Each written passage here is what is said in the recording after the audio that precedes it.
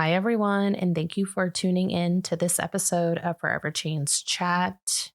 Just a heads up, this episode, the audio isn't amazing. We had a few technical difficulties and ended up having to share a mic. So Matti sounds really great. I just sound a little echoey. And also, this episode is available in video form on YouTube. So if you want to sit down and watch, head to YouTube, Forever Chains Chat podcast, and you should be able to find it. In this episode, we sat down with Matti, the owner of Satin Stone Permanent Jewelry. She is also a fellow Oregon-based permanent jewelry business owner. And she is honestly the sweetest, kindest person I've ever met. And we really dove into the ins and the outs of our businesses. And if you're looking to start a permanent jewelry business this year, I would give this episode a listen because Matti gave some really helpful tips for starting her business, because she definitely had a really great strategy when she was starting her business. Unlike myself, who just kind of threw myself into it and hoped for the best, she really had a plan and has some experience with entrepreneurship. So she really did it the right way. And I think you guys could really learn a lot from how she went about just kind of starting her business. We also talked about Charm Bar and different thoughts on permanent jewelry techniques. And we also kind of reflected on the year of 2024 and how we both did business-wise, and kind of chatted about what we're hoping to see our businesses do in 2025. We both are very optimistic for 2025 and hopeful that it's going to be another fantastic year in business. So yeah, it's a great episode. It's a great listen, and let's go ahead and get right into it. Hi guys, and welcome to Forever Chains Chat. I'm Taylor, and today we're interviewing Matti from, is it Matti or Matti? It's Matti, honestly. Okay. I have a hard time saying it with the T. It's spelled Matti, and people are like, is it Matti? I'm like, we're not British. We're fine. It's just Matti. It's cute. It's cute. I love your name. So I'm here with Matti. She is the owner of Satin Stone Permanent Jewelry. She's also local to Oregon, but we're in separate towns, but we live in the same town. Yeah, we live. So it's a little interesting. But why don't you go ahead and tell us about yourself and how you started permanent jewelry and all that good stuff. Oh my gosh, I really do just love this question. I started Satin Stone over 2 years ago, maybe almost 2.5 years ago.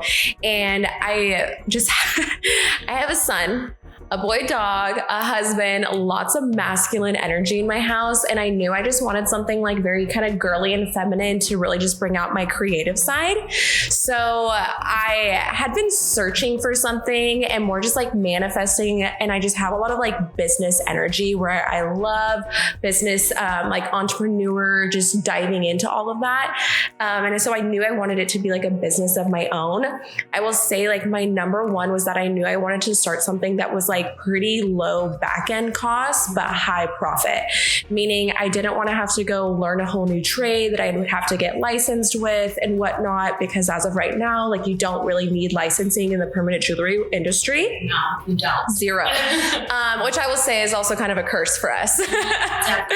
But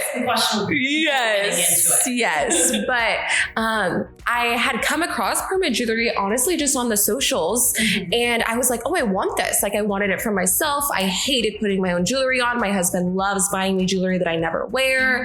And I wanted it for myself. And at the time, it was really hard to find people doing it. And then I had that idea of like, oh my gosh, wait, I could do this. And I did the whole like PowerPoint presentation to my husband, and it was so funny. And I was like, we're into investing, and we own investment property.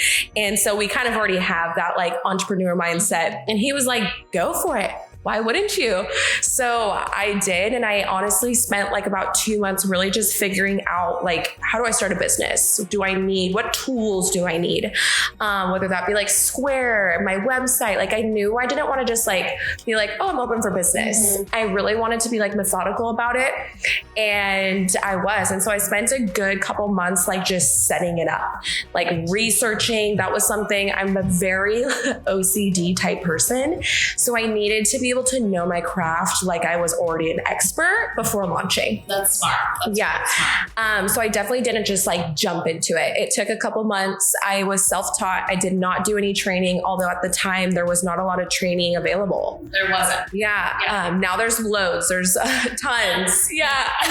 But there was not a lot of training at the time. So I was self-taught, and the rest was kind of history. Nice. I will say my first year, looking back, it was slow, but when I was in it, it felt really busy. Totally. I was like, oh my gosh, like I just didn't know that people would be like gravitating to perma jewelry as much as they were. So it was really busy when I was in it. Looking back and now having busy, like way bigger and busier years, I was like, I like laugh looking back at it. Well, that's great that you had such like a great start. So when you started, was it in 2022 or was it 2023? Let's see. I started in 2022, but my launch, I would say, was January of 2023. Okay. I had done like family and friend parties, which highly suggest before you go open shop to the public, really practicing your craft, and whether it be even giving it for free or as a discount to family and friends. I did a lot of like, come to my house and we're going to have some drinks and we're going to have some food and I'm going to do jewelry for you. So that was in 2022. Yeah. Wow, that's crazy. I also started in 2022, but at the beginning, and I did not do anything you did. I just dove right into it and was like, I'll figure it out along the way, which I talked about on my most recent, like my first episode.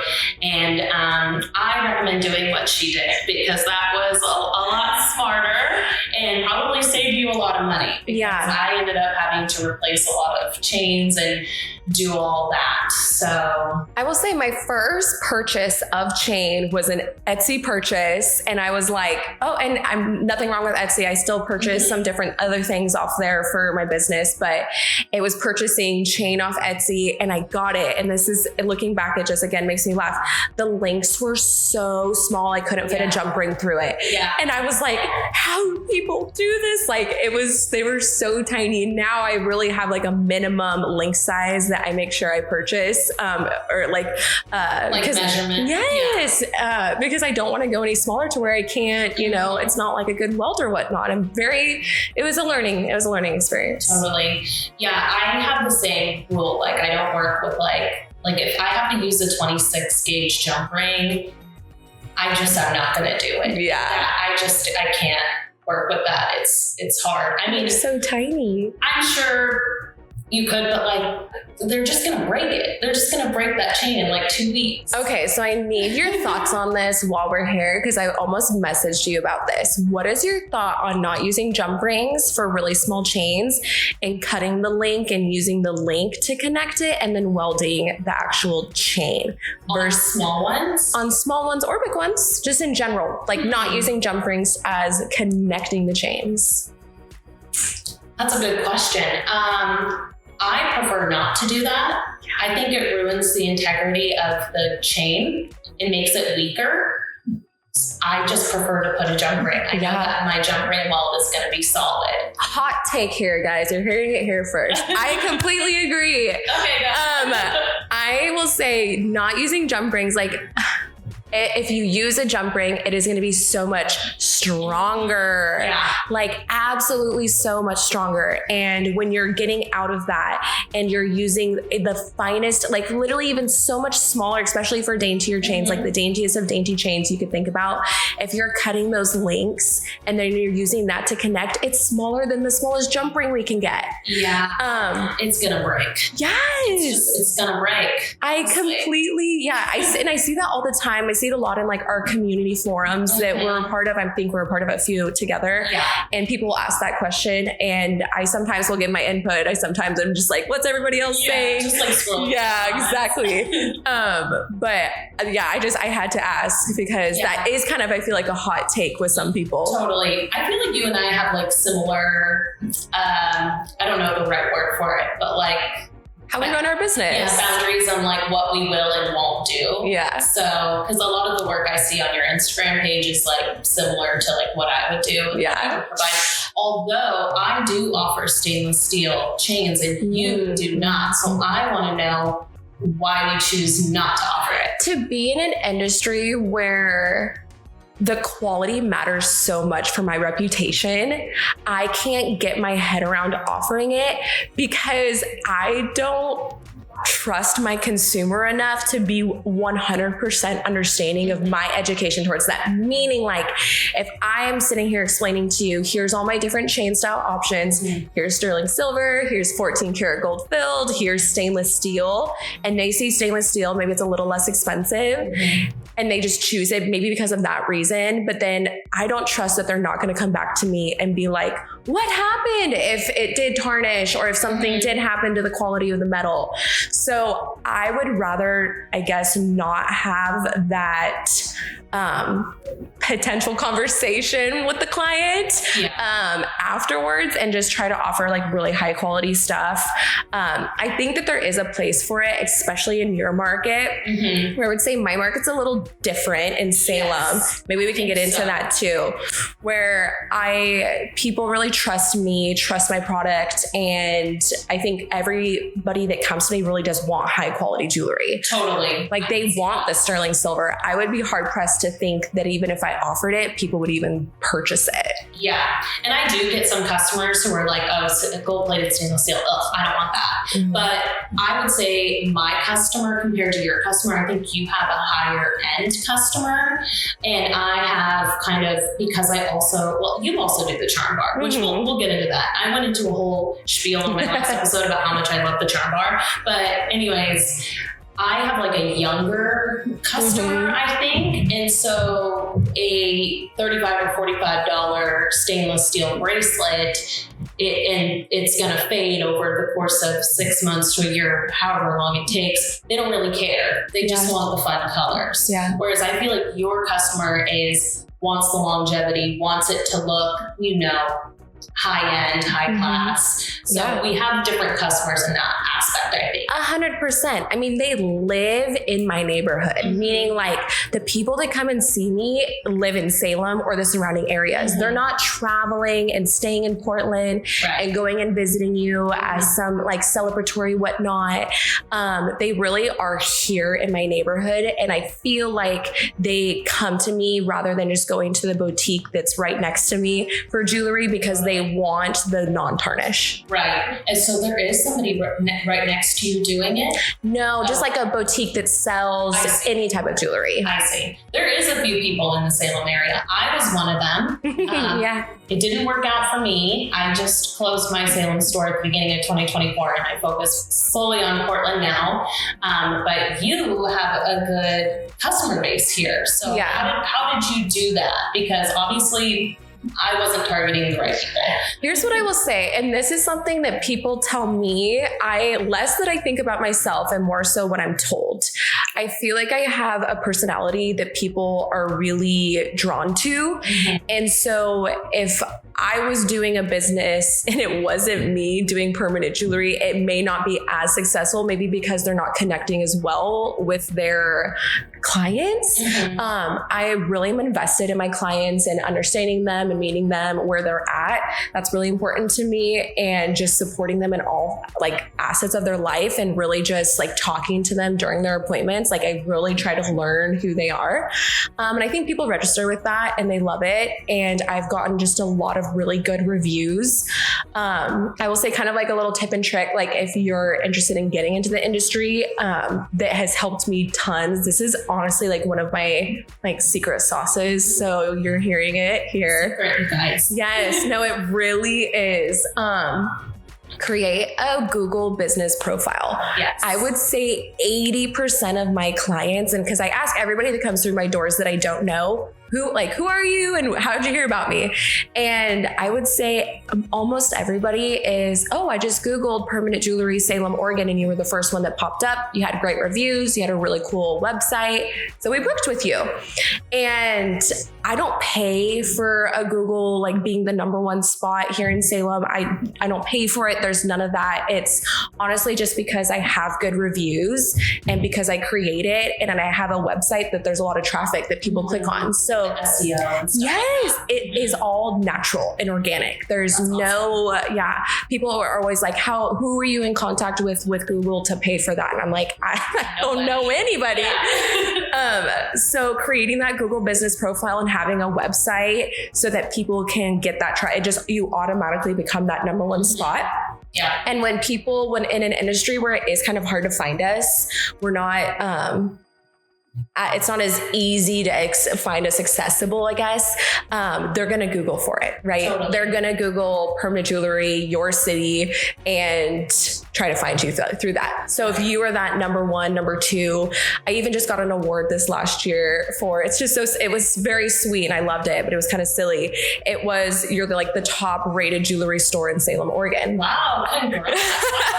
That's not silly at all. What are you talking about? It's funny to me because there's there's all these really big jewelry stores like that sell like diamond rings, and I even beat them. I want to go there. Well, exactly. It was like I beat them because I had like more reviews than they do. Or that's awesome. Yeah. You do have a lot of reviews. I've seen that on your Google page, and I've seen on Instagram, you share some of your reviews. Mm-hmm. And I always wondered do you just ask people to give you a review? Like, how do you go about it? Because I also have a Google business and I rank number one in Portland as well, but I maybe have like 7 reviews. Yeah, I will say that is really important to me that I'm getting that customer feedback. I want to know. I'm like that girl that's like, ooh, like, what do you think about me? Like, I want to know about the experience. I think it's because I'm a little nosy, but yeah. So I would say I do get natural reviews. I think again, it goes back to my clients. Like,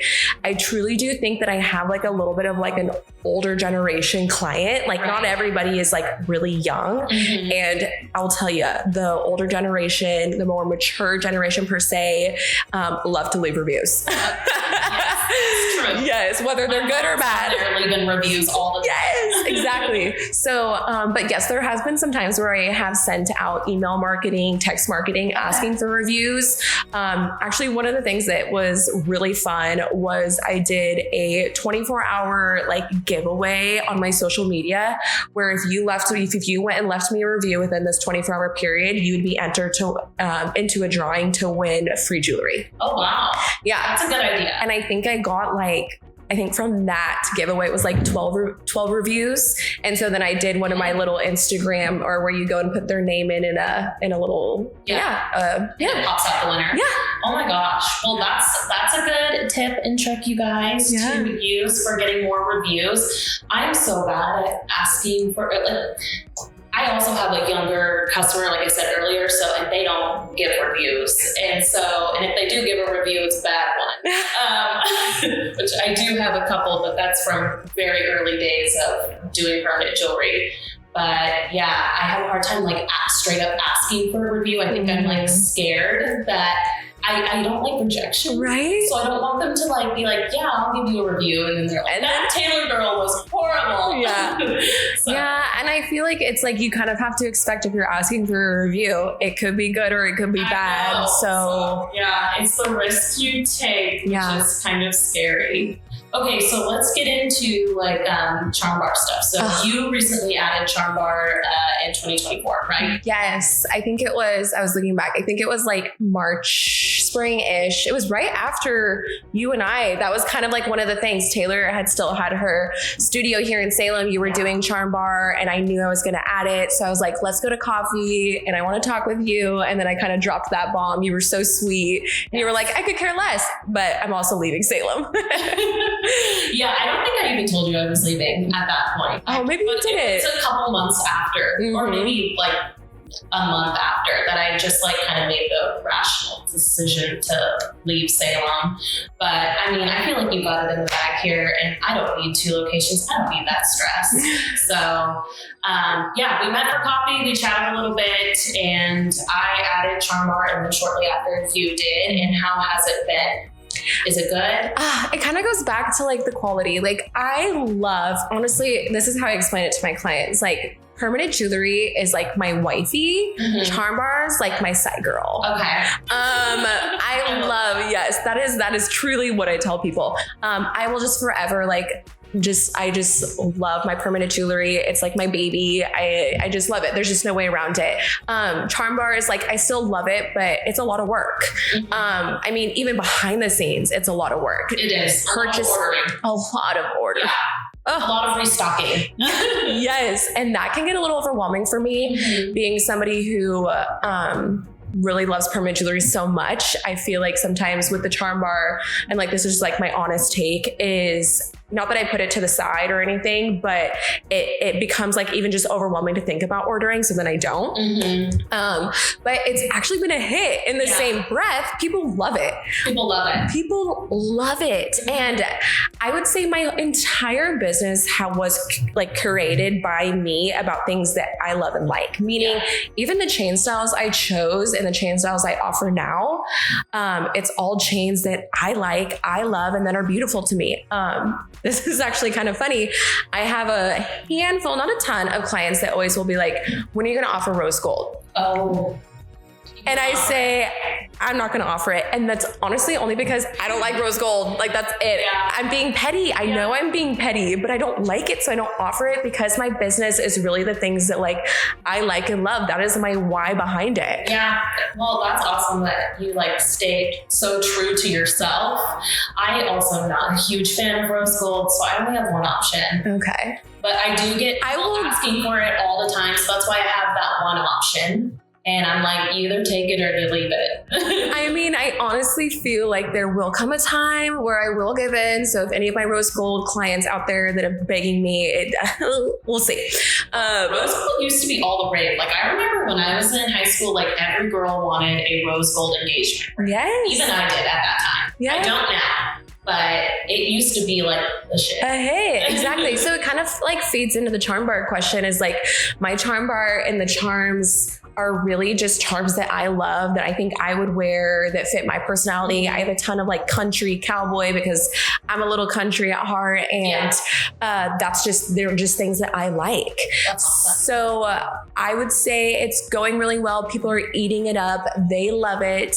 But I just love my permanent jewelry so much. Yeah, I love permanent jewelry too. But since starting the Charm Bar, permanent jewelry has taken a little bit of a back seat. I still do consistent amounts of permanent jewelry, but Charm Bar she's number one right now, which is crazy. I feel like this question should be directed at you because you're kind of the Charm Bar queen.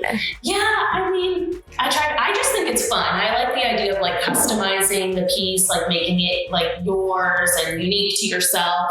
So I love it. I have a huge selection of charms at my store, and I love to see other people adding it on. But yeah. It's hard though. It's hard work. It is. It's a lot of ordering. There's not a one place. And I think this is the question I get the most from people interested in starting their own Charm Bar or whatnot. There is not like one place where you get everything. No. It is, you really have a bunch of different wholesalers that you are going to. And sometimes it's trial and error still, figuring out if I love this charm, if I love the quality of it. There's been orders that I've placed where I really, if I can't even return it, I toss it because I've done the same. I'm like, I will not put you in front of my clients. There's no way. Yeah, I've literally gotten chains in the mail that say they're like, because for Charm Bar, the quality isn't as like superior as permanent jewelry. So usually I stick with like a stainless steel gold plated, and they will say stainless steel gold plated, and I get it in the mail and it's literally plastic. Yeah. the necklace is literally plastic and I just have to throw it away. Yeah, I've done that. Oh God. Look at us. Yeah, no, and I think that's something that I struggle with because again, like I'm just all about like the luxury, high quality experience. Totally. And I want that to be reflected in, of course, everything I sell and give to my clients. Luckily, I will say like no one has, I think I overthink it because every person that's come to me that's gotten Charm Bar has never came back complaining. Same. They truly, I do a really good job of explaining the differences. Educating. Yes. And I would say that is the biggest piece in our industry is just educating our clients in pretty, I would say, big detail on the chains, the metals, and making sure like you know that because you just don't want them to leave disappointed. When you start this business, it really is about reputation. Totally. And you don't want to be that permanent jewelry artist that is offering, they think they're offering gold filled jewelry and then it's actually plated. And I would say, been there, done that. Yeah. And half the time you just don't know. Yeah. You don't know. Well, and back when we both started, like you had said, no training programs were out there. It was like Google search it, figure it out yourself. So,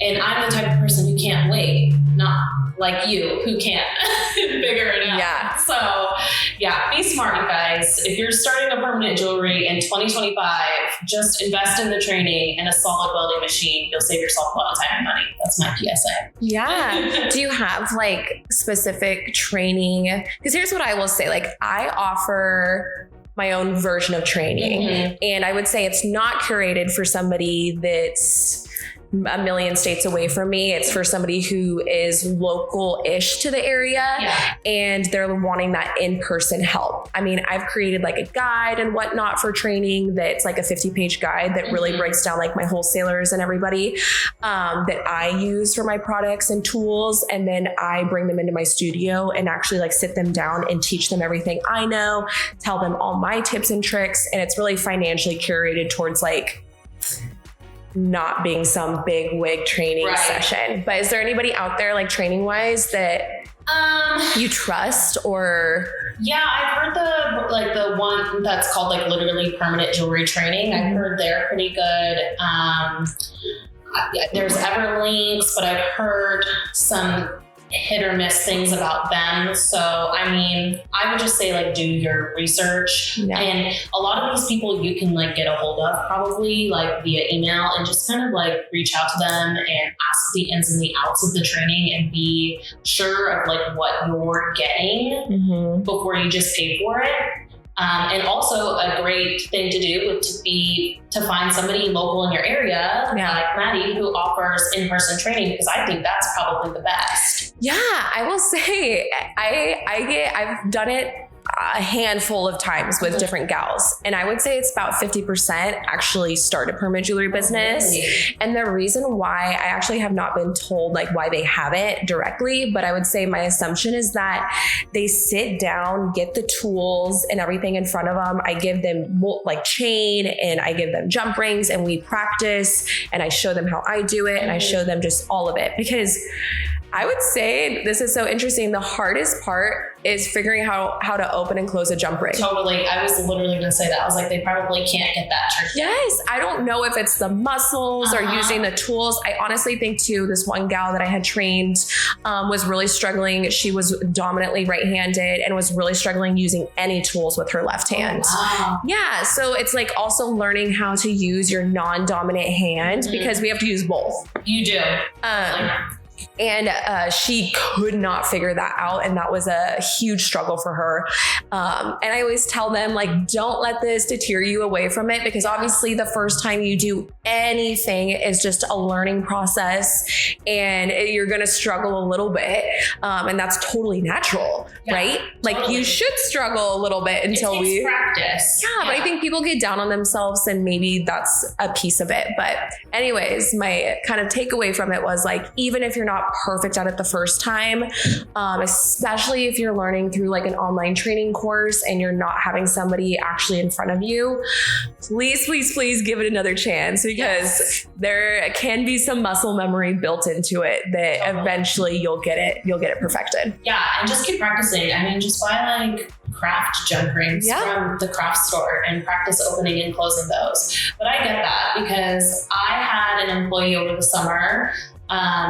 They were twin sisters, and one girl got the permanent jewelry down just like that, no issue.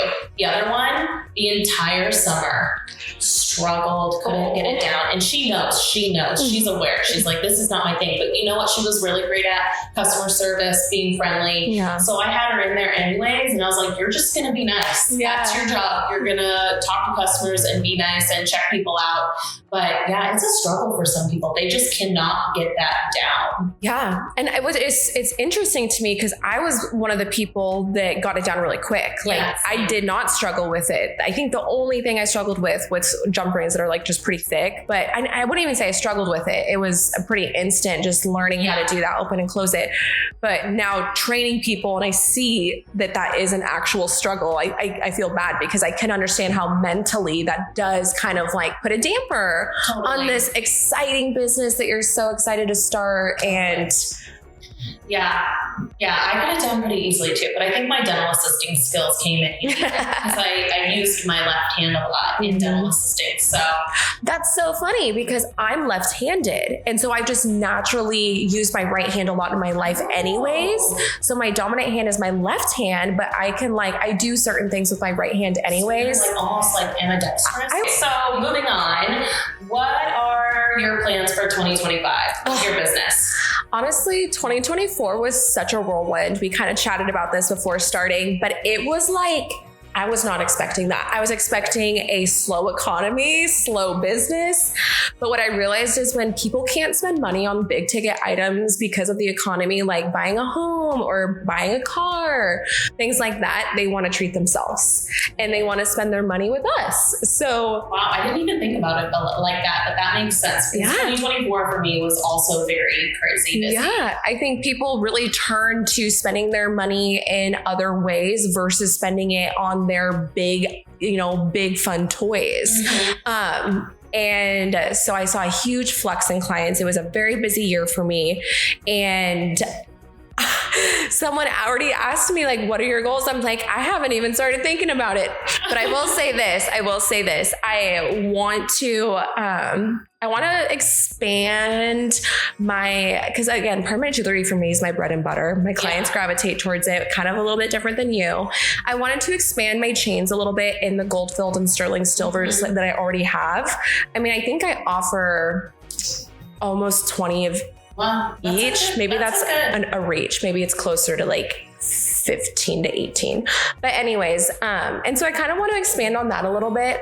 I'm also pregnant. Oh yes, we didn't even mention that. She is pregnant. Yes, I'm very pregnant, due in April. So I will be taking a very, I would say, small break in that month.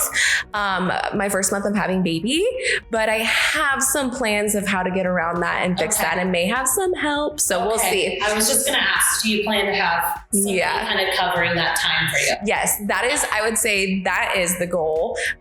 Because I'm also somebody where I want to nest, but this job is so flexible that I can be open for 2 days a week instead of my normal 4 and still fit everybody in that wants to get in and be just fine. Yeah. And I mean, worst case scenario, you could wear a baby on your I feel like people would love that. Yeah. Although it will be nice to maybe have a couple hour break sometimes and just kind of get away. So we'll see how it all works out and whatnot. But definitely expanding in the sense of as well, I would like to really focus on, I'm really good on my socials. Like I have like a good amount of following. I do post a lot, but I want to get a little bit more strategic with it.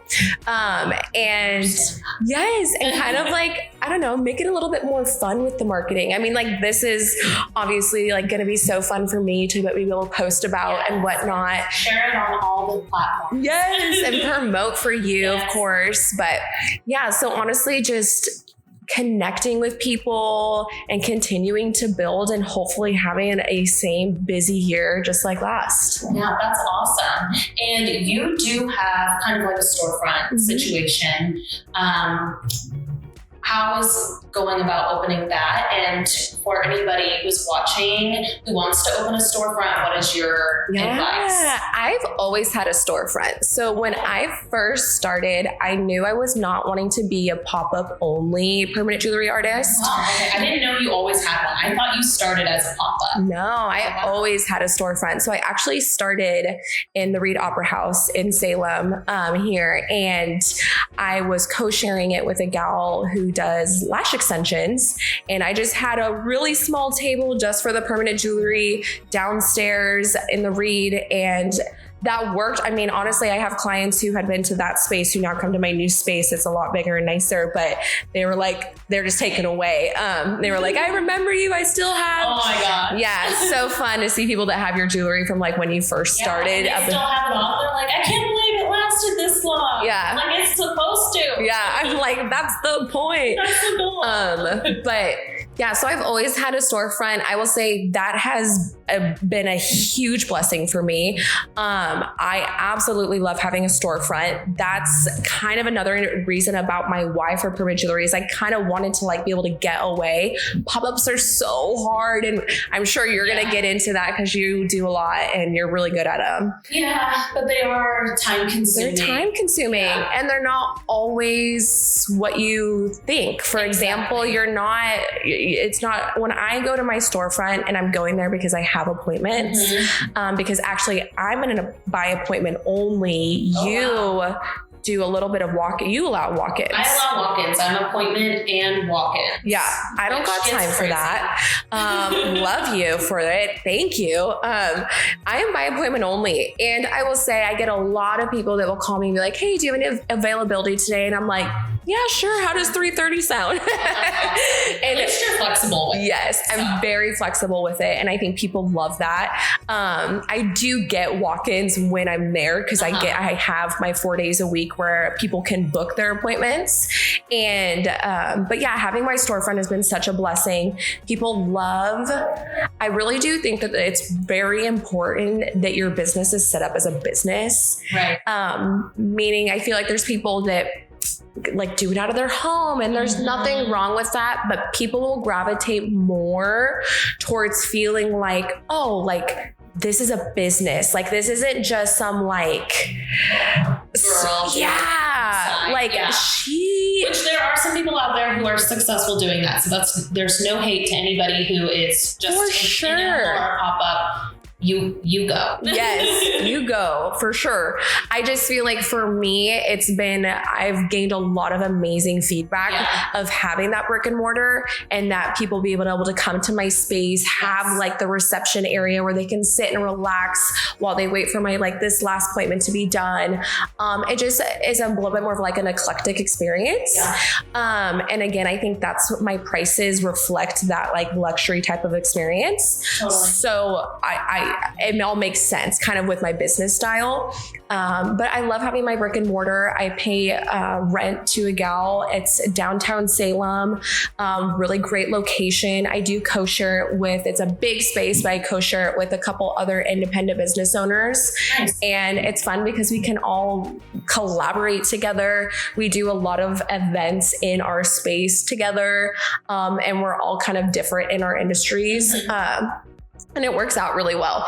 I would say the only hard part is there's not great parking, and then people sometimes struggle finding me for some reason. It's always like, so wait, where are you? And I'm like, look at your confirmation text. It says the address. Right. I know I have that same issue, and I'm not even sharing a business with other, I'm not even renting a space inside another place. I am my own thing, and people like right on the sidewalk, and people still cannot find me. So I don't think that's a you issue. I know. I'll like pop out of my studio and like flag them down with my hand. Hi, I'm right here. Yeah. But going along with that, I do love my brick and mortar. But I also do pop-ups. Yeah. I do a handful of pop-ups. I would say my strategy with the pop-ups is I usually say yes when people ask. Rarely do ever I go out to try to do pop-ups. Mostly because the appointments are my bread and butter. I know when I go into that appointment that I will be making X amount of dollars or more.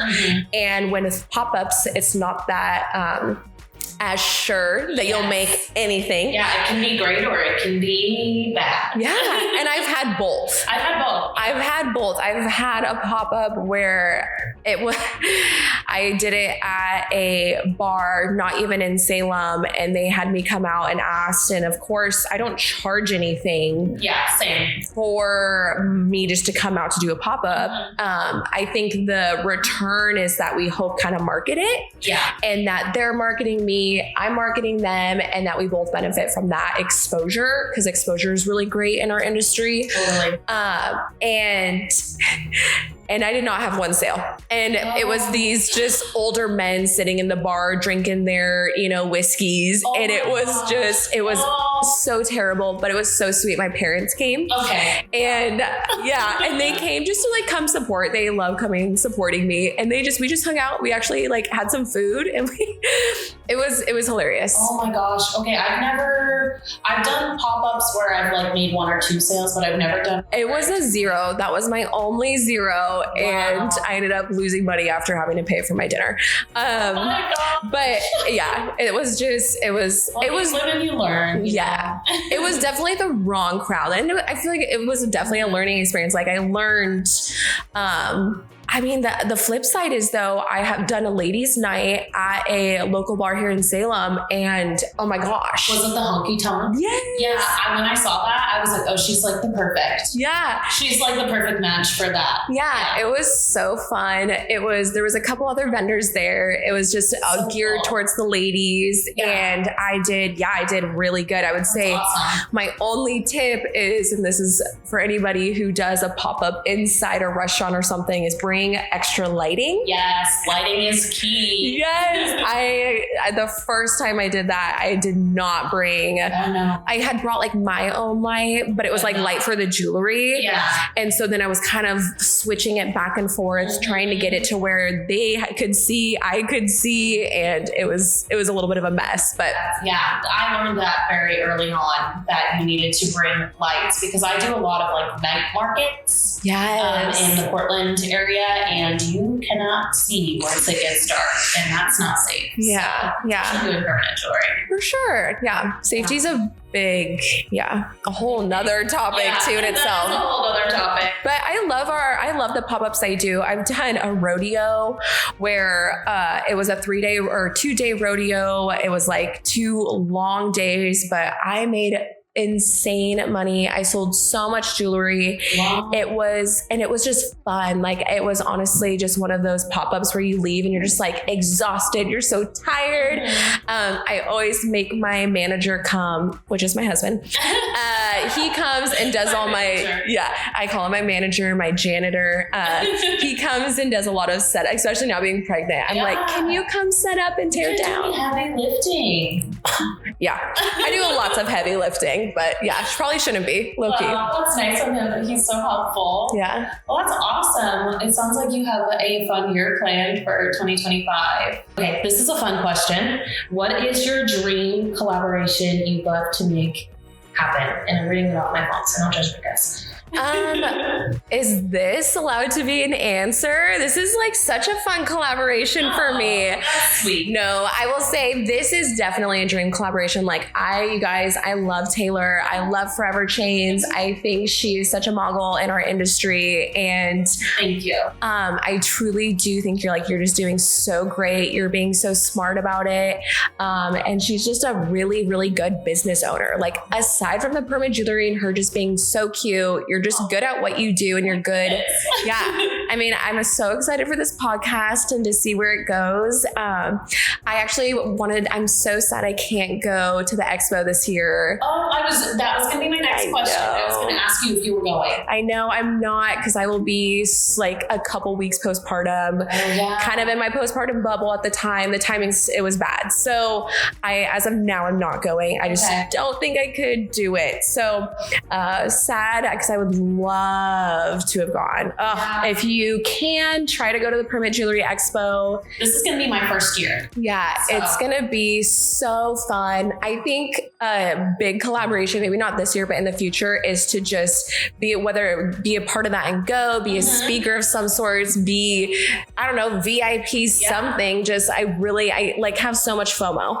They have an application for speakers. Yeah, I have too much stage fright to do anything like that, but I could see you totally doing it. I would love it. A great like presence. I feel like public speaking just on this podcast. Oh, thank you. You've done a great job. Yeah. And there's also a retreat happening. Have you seen that? I haven't. Okay, I'm having the girls who are hosting it on the podcast in a few weeks.